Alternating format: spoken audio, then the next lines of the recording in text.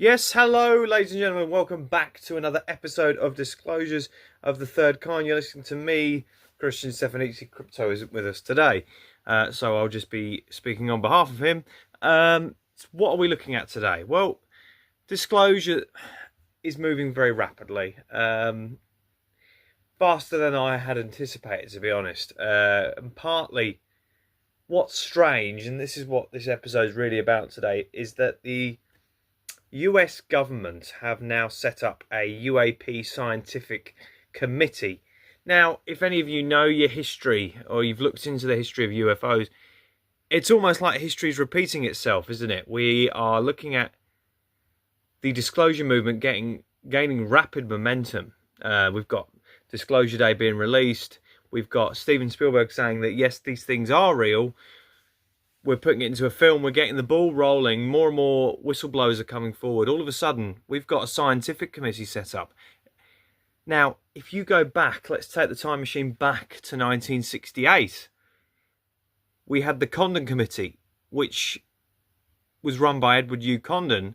I think I can't remember, the University of Illinois, was it? I can't remember exactly what the university's name was. But so anyway, the Condon Committee set out with the notion that they were going to truly put to bed what the UAP phenomenon was, or the UFO phenomenon it was back then, and they started off, I think, in '67, because there was a massive wave of UFO sightings in '66.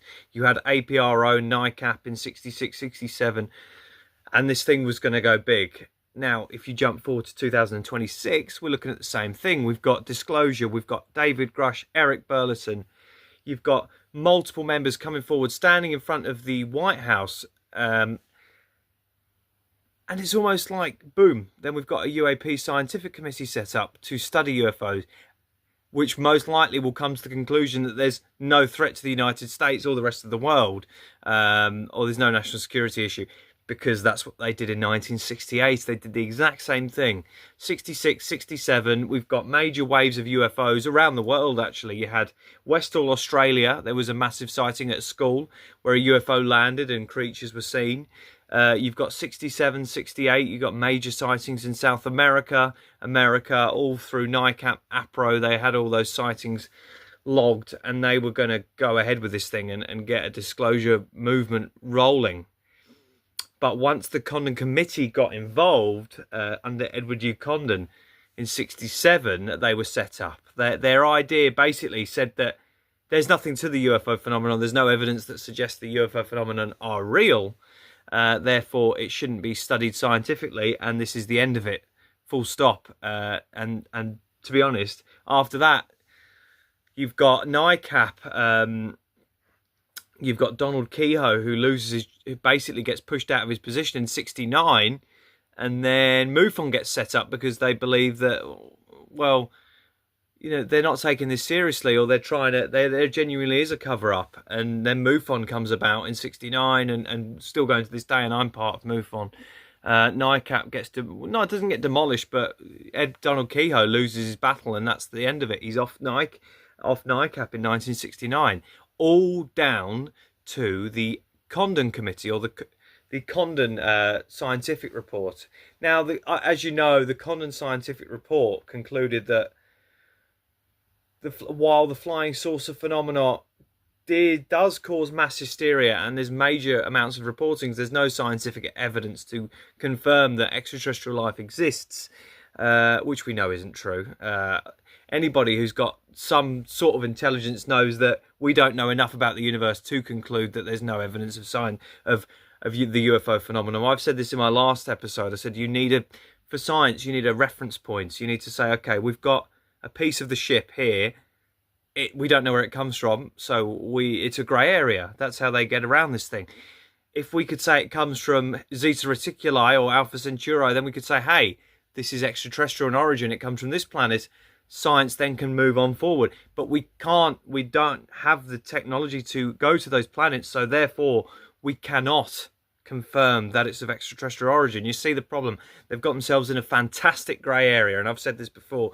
Any scientific study or any scientist that comes forward and says no, there's no evidence. Of course there's no evidence, because we can't go there and check it.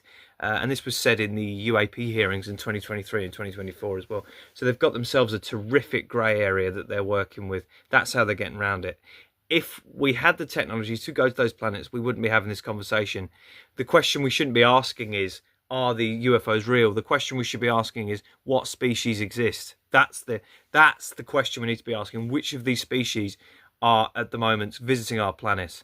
Because we already know they're real. We don't need to have this conversation. That's why like I said, they just work in the grey area constantly. The evidence I'm reading and seeing, and to be honest, at the moment I'm reading this one, UFOs Today by Irina McGavin-Scott. I do recommend that book as well, folks, for anybody that's interested. She's put a terrific abundance of evidence in this book. She actually went to Holloman Air Force Base and I can't remember where else she went now, but basically she'd worked and been on the MUFON committee board of directors as well from the 90s to the early 2000s. So she knows what she's talking about when she puts it in that book. So that's a book I recommend picking up, folks. So yeah, I do see history repeating itself, and sorry if I'm rambling a little bit, just trying to get my words out, but I do really see history repeating itself. I see another Condon Committee being set up with this new UAP scientific committee. I know that the Black Vulse, John Greenwald Jr. has put Freedom of Information Act requests in already for who's on this scientific committee and what exactly their plans are.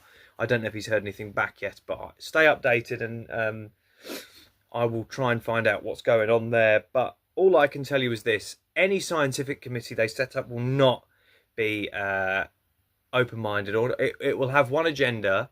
I mean, I might be wrong, but history says that it won't.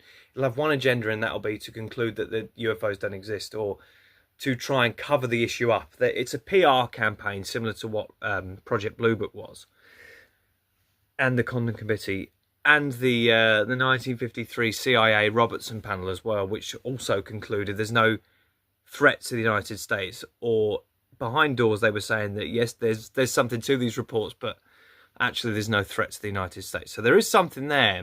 People are seeing something, and people are having contact with these beings, but they just do not want to admit it. It's a perfect grey area. And I don't know how long we're going to be in this grey area, but if there's a scientific committee set up, I can tell you that we'll be in the grey area for a very, very long time. So yeah, do read up on your history, folks. The Condon Committee was a complete sham, and it was concluded at that. I think Donald Kehoe and a few others investigated the Condon Committee. I can't remember who else. Irina McGavin-Scott in her book as well investigates the Condon Committee, finding that it's a complete sham. They started off with the basis that there's nothing to the UFO phenomenon without even investigating any reports. So they already had an agenda straight away. And I can imagine this UAP scientific committee will be the same. They'll have an agenda to start with, and they'll conclude that they don't exist, or they don't pose a threat to the United States. This is how these organisations operate, and this is how it will work. So stay tuned, folks. Hopefully the whistleblowers come forward, more of them come forward. We can finally push the ball rolling further and get past this scientific advisory panel cover-up nonsense, get past that, and finally get Congress to push the US government's hand to say, right, okay, you know, there's enough traction here. We're going to have to stop the cover-up. But at the moment, we're playing along with the cover-up. You know, you'll speak to the average Joe, and they'll be like, well, it's nothing to me, and they'll carry on with the job and go about the day. It is something. It's the biggest thing since Jesus, really, since the parting of the Red Sea. So this is the biggest story of our time. Forget Russia, forget the wars that are going on at the moment. This extraterrestrial life needs to be at the forefront of everybody's mind. I'm telling you now. The way they get around this is by bombarding you with disinformation and, oh, well, this is more important. Don't worry about the UFO phenomena. No, do worry about the UFO phenomena. It's very important to us, and it should be very important to you. Stay tuned for my next episode, folks. This is just to catch up with you why the UAP advisory committee has been set up, and why I believe that it's history repeating itself. We've got 1968 all over again. We may as well be in 1968, to be honest, because they're just doing the same things again and again. Let's hope we can push past that. Follow me, ladies and gentlemen, on disclosures of the third kind. Keep watching those skies, because we are definitely not alone.